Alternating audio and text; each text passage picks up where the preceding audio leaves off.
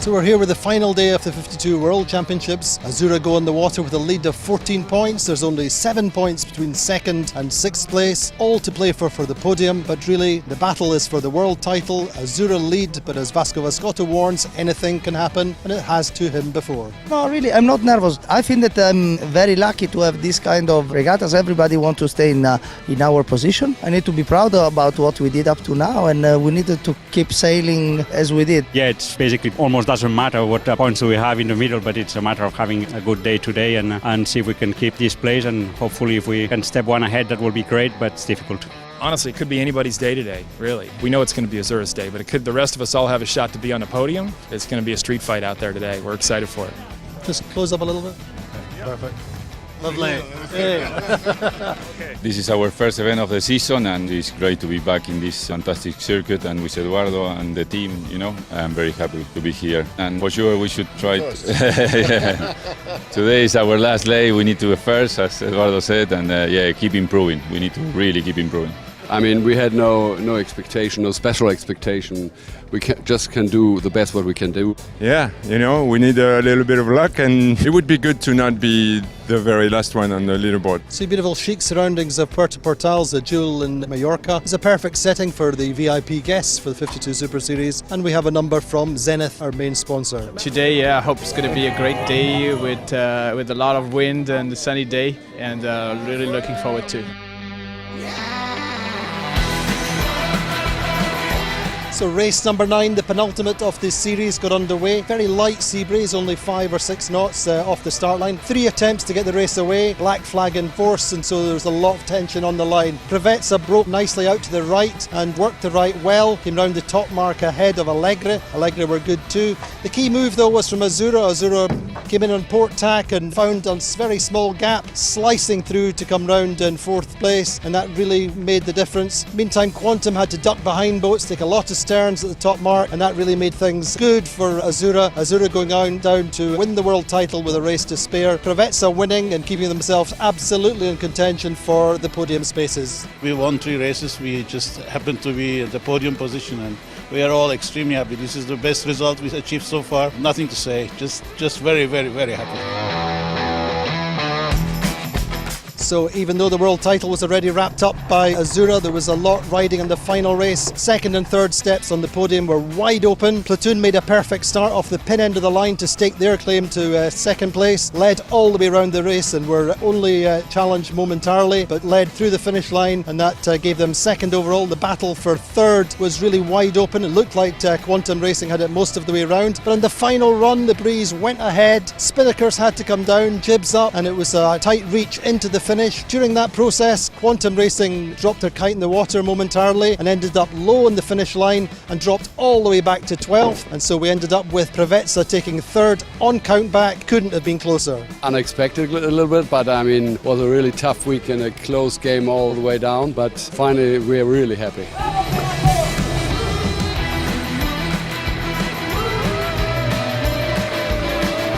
Been a long time that we were waiting for this moment. Last time we won a world championship was here in Palma 2009, so it was getting time for us to do it properly again. We were being 1 point short 2 times, so this time feels really, really sweet. ¿Qué significa para vos que papá sea campeón mundial?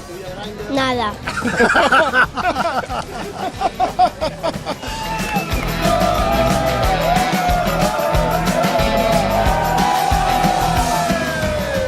I'm very proud about the guy, not just the sailing team, but also the shore team and the Remers family and the Yacht Club Costa Smeralda, because we didn't have very nice days in the last 2 years. And we work hard this year. We focus in the beginning of the season to solve some mistakes that we did in the past. It looks that we did a good job. So Azura winning the world title with great consistent sailing, never out of the top 10. Platoon getting 2nd, and then 3 boats all tied up on 56 points. Quantum Racing only a point out of the chocolates. Incredibly close racing. Join us again for the Copa del Rey.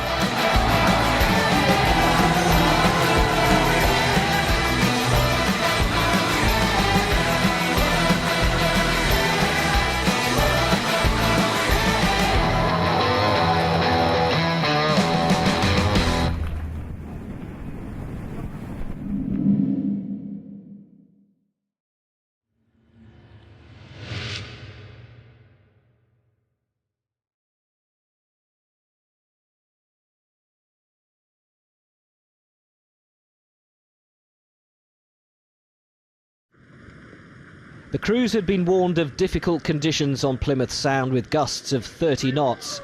This was Survival Sunday. Energy Team got their first ever dunking before the fleet race had even started. As they righted their AC45, Artemis Racing crashed into Greencom. Artemis was in the right and the Spanish team were given a penalty. Meanwhile, a race broke out. It wasn't long before China Team went over. Artemis Racing had recovered from their crash, but were risking everything to catch up. With the fleet scattered, James Spithill took his Oracle Racing boat to the front of the fleet. And going into the fifth leg of 9, there were just a few seconds between the first 3. Spithill was making up for a disappointing match racing campaign in Plymouth by leaving the others behind. The battle was for second between Emirates Team and Russell Coots on the other Oracle boat. For Spithill, it was survival and victory. I still think we had a little bit left in the tank, to be honest. We had a bit of San Francisco conditions. You know, definitely the wind speed was up there, but the puffiness of the breeze and the change in direction is what made it quite a challenge to sail. But, geez, what a fun race, though. Really enjoyable. The Kiwis won the battle for second, with Coots third, but as Spithill and his crew celebrated their Plymouth Fleet Racing title, Artemis ended their race in dramatic fashion. Alec Wilkinson in Plymouth.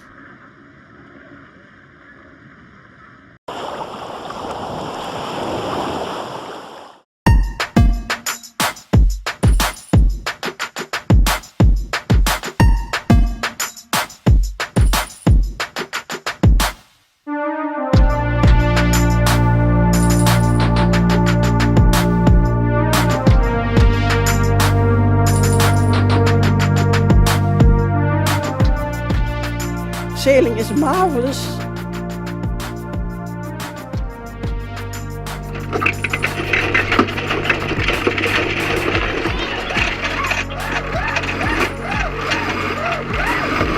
I'm just Dutch and I love sailing, and I sailed 10 years over all the water.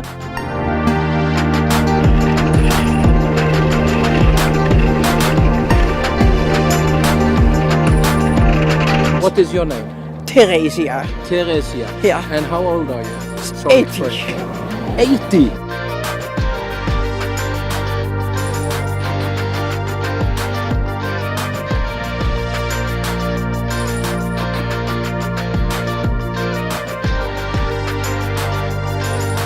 Four years ago, I went alone on the North Sea, but my son said, "Don't do it again. You have angels on your shoulder."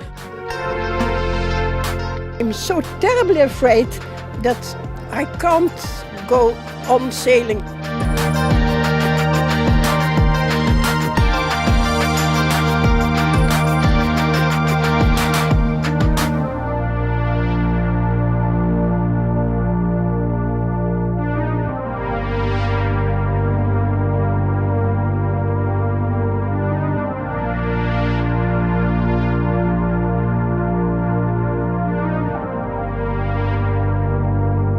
You just have to go on sailing and don't listen to other people who say you shouldn't do this or you shouldn't do that.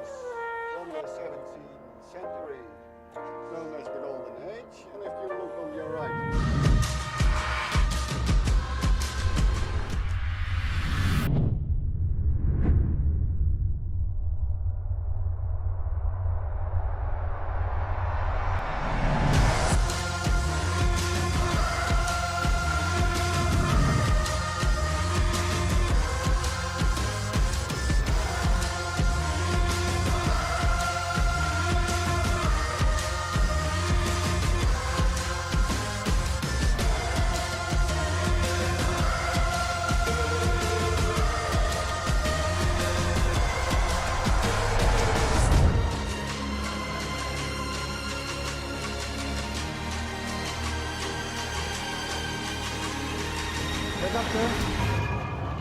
They should drink.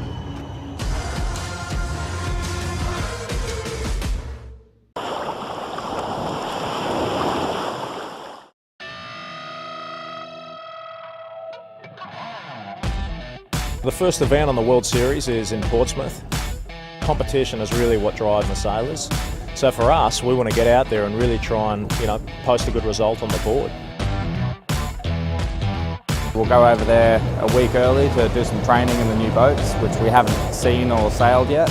It's going to be a good challenge because none of the teams have really done any training in those boats, and it's a very equal playing field. For our America's Cup Portsmouth team for Oracle, we'll have Jimmy Spithill driving, Kyle Langford wing trimming, myself as tactician, Kinley Fowler trimming, and we'll have Louis Sinclair on the bow.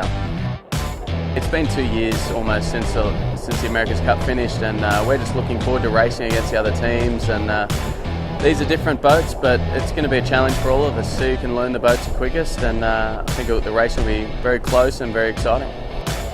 I think that's one of the great things about sailing is you're forced to pick up these new skills of adapting to a new boat, and you've got to learn quickly, and that's the whole challenge, and that's the fun part about it.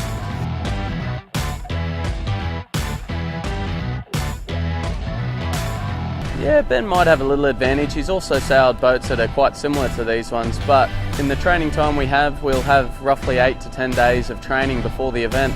I think that's enough for us to hopefully pull him back and learn Portsmouth waters and give him a good run for his money.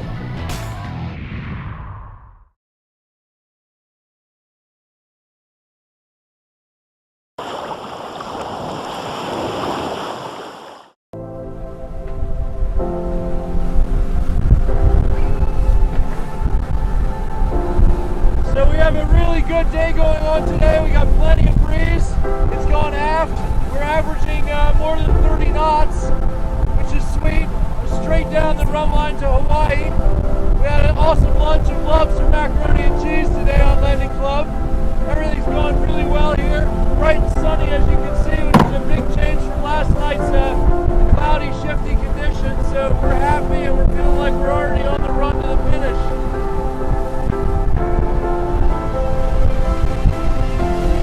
Well, we're upstairs there. We're working the boat. We're on for about 3 hours, and while we're up there, these guys are down here getting their beauty sleep, being good little princesses. Essentially, we push hard as the boat goes, and they just take a nice little nap, so that when they can get upstairs, they can be all nice and rested and relaxed. So, we try and put in as much time for these guys as possible. Here they are, looking good.